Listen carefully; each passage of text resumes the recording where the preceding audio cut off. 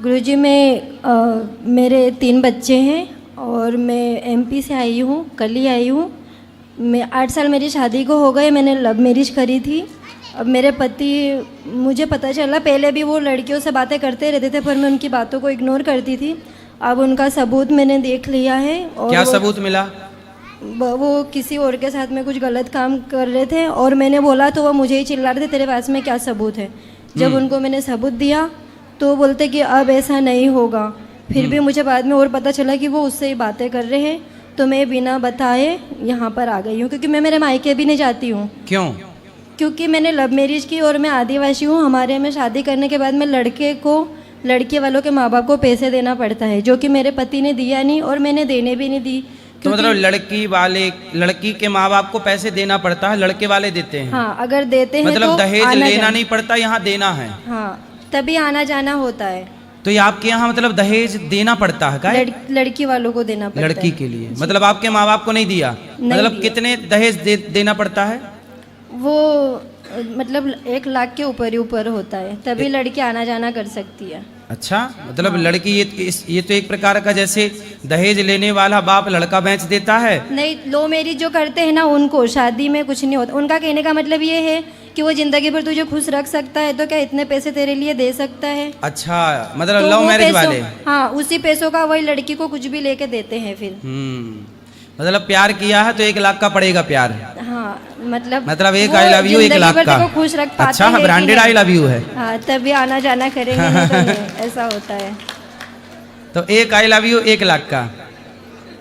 पर गुरुजी मैं उनकी बातों में आ गई हूँ और अब मेरे 3 बच्चे हैं। 8-9 साल हो गए मेरी शादी को, अब वो मुझे धोखा दे रहे हैं और मैं मेरे मायके जाने तो जब प्यार किया था, लव मैरिज की, अब काहे वो दूसरे के चक्कर में पड़ गया? तो अब इसका मतलब उसका आई लव यू झूठा था कि नहीं? हाँ, इसीलिए पैसे ये लड़कियों को समझना चाहिए कि कोई भी आई लव यू झूठा ही होता है। कोई आपसे प्यार क्यों करेगा? यही तो हम कब से कह रहे हैं। तब समझ में नहीं आया, अभी समझ अब आया ना? देर आए दुरुस्त आए। चलो आ गया। सुनो, अब पति को ले आना, हम समझा के उसको ठीक करेंगे। वो नहीं आएंगे, कुछ भी भरोसा नहीं करते। तो किसके चक्कर में पड़े हैं? क्या बताओ? कौन है वो महिला?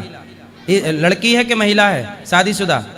दोस्त है, लड़की ही है। किसकी दोस्त है? उनकी फ्रेंड है। लड़की है, कुंवारी है, उसके हाँ, चक्कर में पड़े हैं। जी। तो तुम उसकी छाती पे चढ़ के दांत तोड़ो 3-4 उसके। पर मुझे ये सब नहीं करना है गुरु। जब उन्होंने धोखा दे दिया मुझे, उनके दिल में मेरे लिए कुछ है ही नहीं, तो मैं उनके पास रह के क्या करूं? नहीं। रावण सीता मैया को ले गया, बोलो हाँ जी। राम जी ने क्या किया? लंका में घुस के मारा कि नहीं? ऐसे आपके पति को जैसे रावण सीता मैया को ले गया, आपके पति को सूप न खा ले गई है, तुम भी उसकी लंका में घुस के मारो भाई, जैसे को तैसा। ये सब सूप न खाए हैं जो दूसरों के पतियों पर डोरे डालती हैं। अगर मैं कुछ सत्संग सुनती हूँ, फोन पे चलाती हूँ, तो घर वाले मेरे को बोलते हैं वृंदावन जा करके वही सुनो, अभी तुम अपने पति की रक्षा करो। तुम्हारे पति पर संकट है, हो सकता है तुम्हारे पति को वो महिला फंसा रही हो। तुम्हारा वो भी तो जानबूझ के फंस रहे ना, उनको परिवार नहीं दिख रहा, मैं नहीं दिख रहा, मैं हाँ, नहीं ये बात तो सही है कि वो भी अंधा है, पर आप तो पहले डायन को ठीक करो, पुलिस कंप्लेंट करो। पर मेरे में वो हिम्मत नहीं है और मैं करना भी नहीं चाहती। मेरा मन ही नहीं है कि मैं थोड़ा बादाम खा के हिम्मत जुटाओ, पॉजिटिव रहो। आपके बच्चे हैं ना, बच्चों के लिए पिता चाहिए कि नहीं?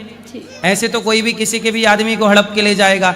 अपने अपने पतियों को संभालना भी पत्नियों की जिम्मेदारी है भाई। घर में हम गाय रखते हैं, बोलो हाँ, बकरी रखते हैं, तो बकरी को संभालना कोई दूसरा ना हाँक के ले जाए, ये बकरी के मालिक या गाय के मालिक की जिम्मेदारी होती है कि नहीं? होती है कि नहीं?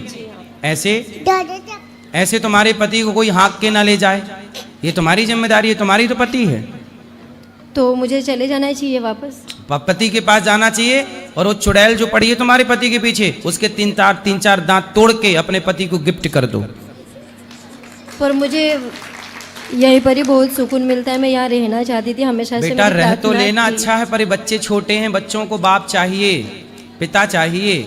अभी आपके पति को ऐसे मत जाने दो, समझाओ, आपका पति भटक गया है रास्ता। और मैं चिकन मटन नहीं खाती हूँ, रोज घर में लाते मुझे। पहले अपने पति को उस चुड़ैल से बचाओ, और बचा के फिर मेरे पास लाना, फिर मैं उसको ठीक करूंगा पति को।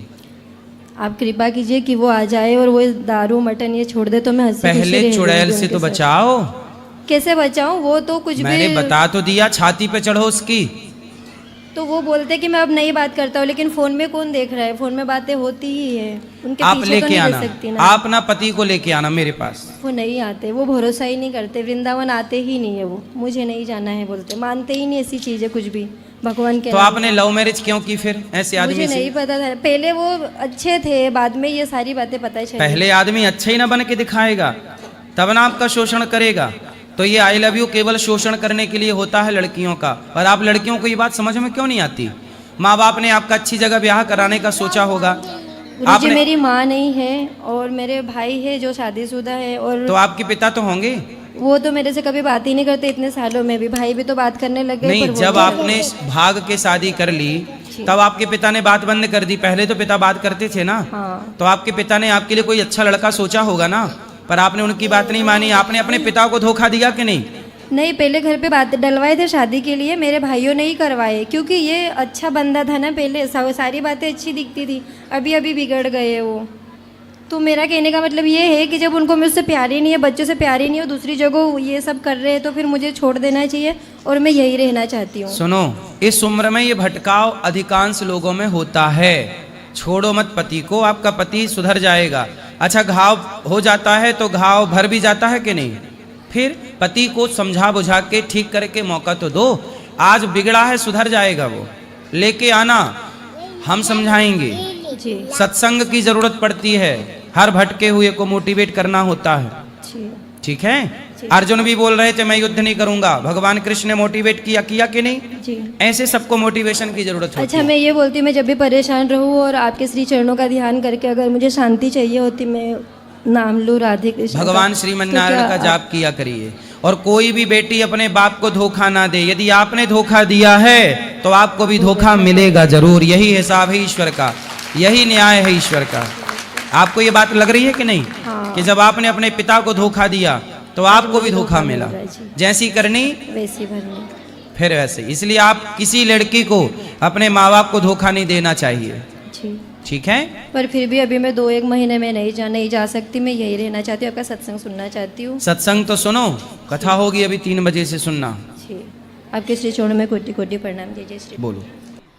गुरुजी, मेरा पति मुझे बहुत मारता पीटता है, घर से निकाल दिया। मेरे 2 बच्चे हैं छोटे छोटे, नटई दाब दाब के मारता है। क्या नाम है पति का?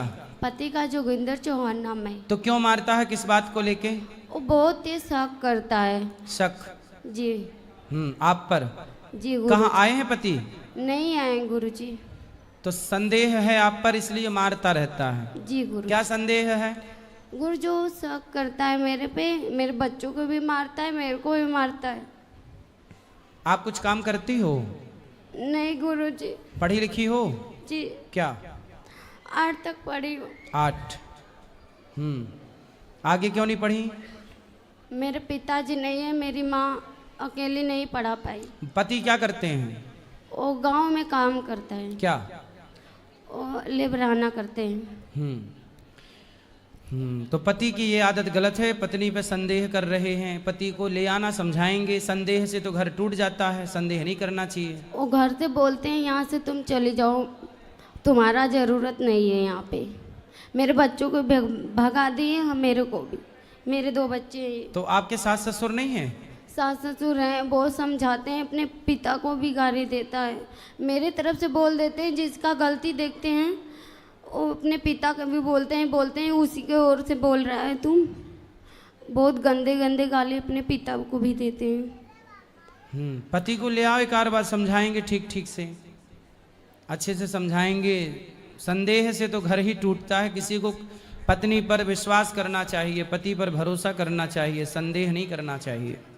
मेरे छोटे छोटे बच्चे हैं गुरुजी, मैं कहाँ लेकर जाऊंगी बताइए। पति को बात कराना मेरी, ठीक है?